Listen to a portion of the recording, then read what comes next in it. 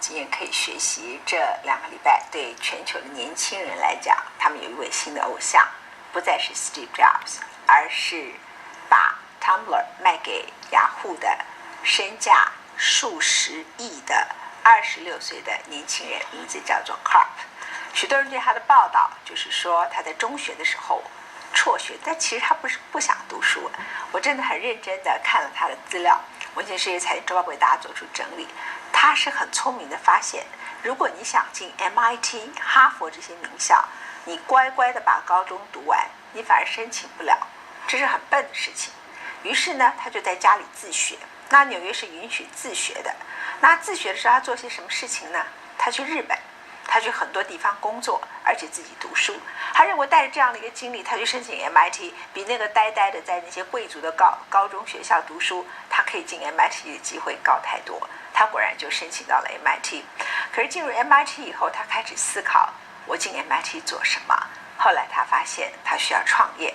那在整个创业的过程当中，一开始也并不完全成功。可是20岁，他在他的某一家小公司就被并购，就他手上呢就有数十万美元，赚到了第一桶金。他创立了公司。那么许多人只看到他不读书，或是他辍学，或者是误以为他辍学的目的是他叛逆，而不了解说事实上对他人生有更聪明的规划。那今天我要特别强调的是，他有一段人生哲学。或许你并不是像他这样的一位天才哈，他在11岁的时候就会架设网站，而且很快的就可以在几天之内设计一个程式出来。你可能并不是像他这样一位天才，但是他有一些智慧，我觉得是每一个人都可以学习的。这个年纪不过26岁的人，他留下一个智慧给所有以他为榜样的年轻人。他说，你如果想创业，不要走冤枉路，一定要找那些有经验的人做老师。不要觉得自己最棒哦，你要去找有经验的人做老师，找到那些走在你前面的人当你的老师，把他们的建议写下来，想几个星期。如果你搞不清楚，你再回去问，等到哪搞清楚自己想清楚。你越快搞清楚比你更有经验的人遇到了什么事情，接受你更有经验的人的看法，你可以远离失败。所以天才的建议就是你不要太骄傲。Mamma mia, here I go again. My, my, how can I resist you? Mamma mia, does it show again? My, my, just how much I missed you. 别人26岁还跟妈妈要钱。纽约小子卡普上星期六回家告诉妈妈，他谈成了11亿美元的交易。这天开始，他的身价高达2亿2千万美元。5月20号，雅虎执行长梅尔宣布掏出11亿美元买下卡普创办的网站 Tumblr。Yahoo acquired one of New York's most successful startups, Tumblr, to become part of the Yahoo portfolio. Tumblr is a phenomenal company, and we couldn't be more excited. 凭什么被雅虎看上？卡普创造的新型部落格是雅虎挑战脸书的利器。卡普创业6年，网站上已经有1亿个部落客，每个月有3亿人浏览。Well, it's an advertising-driven business. This is a content aggregation play. In some ways, you could think of it as the same sort of thing that Amazon is trying to do with its original content, that Netflix is trying to do with its original content. Find some stars, build them up, turn them into properties that are attracting more eyeballs. 就像当年陈世俊创立 YouTube，1年多后卖给 Google。卡普做的就是快养大公司，然后卖掉，每走一步都经过精算。卡普是纽约人，家境普通，但真的聪明。11岁才学做网页，几个月就能帮企业架网站。他的老板形容，别人要好几天才能写出的程式，他4个小时就能完成。他高1却辍学，在家自学。卡普精打细算，发现当纽约人在家上学才是进名校的捷径。I pretty much dropped out of high school, so I was technically homeschooled for 3 years, which you kind of have to be in New York to be legal. Being homeschooled, you saw it as an avenue to getting into MIT.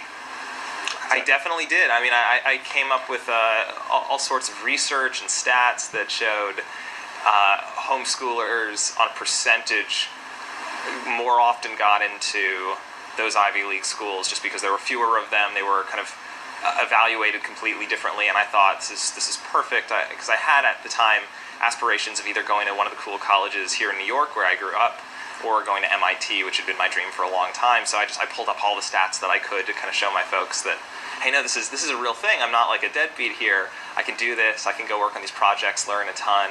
And when it comes time, I can pick up and get into one of these schools because they're going to be so impressed with all this work I'm doing on the side. 卡普15岁辍学，在家学日文和资讯。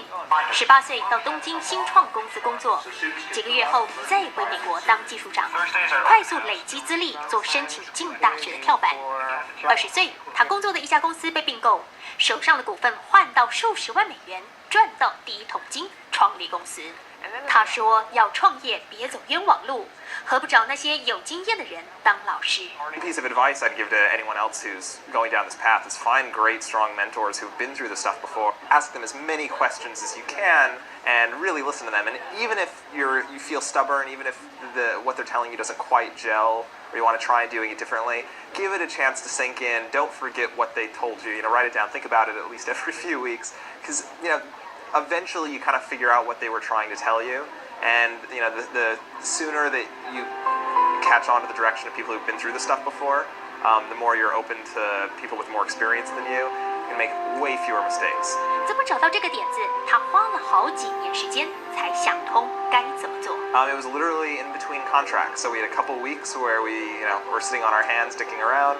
And I said, let's just take a stab at this. This is something that I've wanted to try for a while. Let's see how much we can pull together in a couple weeks. 想到值11亿美元的好点子，一开始却让公司差点活不下去。So the first big one was I really thought that I could run Tumblr as a side project, which it didn't pan out. After 3 or 4 months, our clients were totally pissed off. They saw us doing all these blog posts and bragging about this Tumblr stuff we were doing, and we weren't returning their calls. We weren't finishing up our projects that we were supposed to be working on for them. So that clearly didn't work. 只要有好点子就能大红吗？富比士杂志记者的问题，卡普差点翻脸。There are 2 words in speaking to people around you, your mentors, other people who have worked with you closely. There's 2 words that keep coming up to describe you. One is polite, one is stubborn. Talk to me about those 2 qualities and how they work together or in opposition for you. I hope I've gotten more polite and less stubborn. But the stubbornness, do you need the stubbornness? What does the stubbornness do for you? No, that's a really good question. So at those moments I've been stubborn in my life, it was because I was really, really believing in something that I wanted to see become a reality, and every now and then, the people around me either didn't totally get it. I was very lucky to always have people around me who at least encouraged it. They didn't tell me I was an idiot. They just said, David, that doesn't make any sense. I don't get it. And occasionally that was other people's projects. Occasionally I was working with other people who wanted me to do the thing like this, and I insisted that this is where it was going over here. So, 11岁架网站挣钱，15岁辍学，18岁到日本，20岁累积创业资本，26岁成亿万富翁。卡普每走一步都精心计划，坚持把别人眼中的疯狂点子变成影响上亿人的新潮流。他说，这是他人生最棒的决定。